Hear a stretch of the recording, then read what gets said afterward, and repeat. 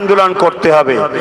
আন্দোলনটা কিন্তু সংবিধানের মধ্যে থেকে, গণতন্ত্রের পক্ষে থেকে, এবং এই আন্দোলনে সর্বধর্মের মানুষকে বুঝাতে হবে।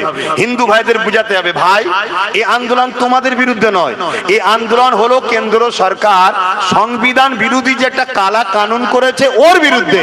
একদিকে যেমন সংবিধানকে বুড়াগুল দেখিয়েছে, ধ্বংস করছে, আবার আইনটা হলো সংবিধান বিরোধী, তাই ওই বিরুদ্ধে আন্দোলন করছি ভাই, তোমাদের সঙ্গে আমাদের আন্দোলন নয়। হিন্দু মানে যে ওয়াকফের বিরোধী, এটা আপনাদের মাথায় ঢুকেছে নাকি?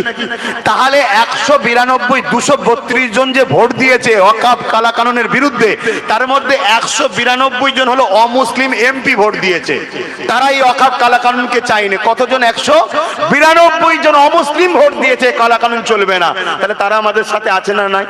কথা বলুন। তাহলে আমাদের আন্দোলনটাকে আন্দোলনের মতো করতে হবে না? হবে না? সর্বধর্মের মানুষকে আন্দোলন করতে হবে।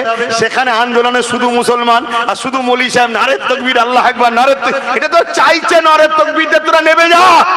আর অমুসলিম পাড়ায় বিজেপি গিয়ে বলবে দেখ মোল্লারা কেমন খেপেছে, আমাদেরকে লিয়ায় গাড়ি ফাড়ি সব ভেঙে দেবো বোল্ডুজার দিয়ে, এটা তো চাইছে।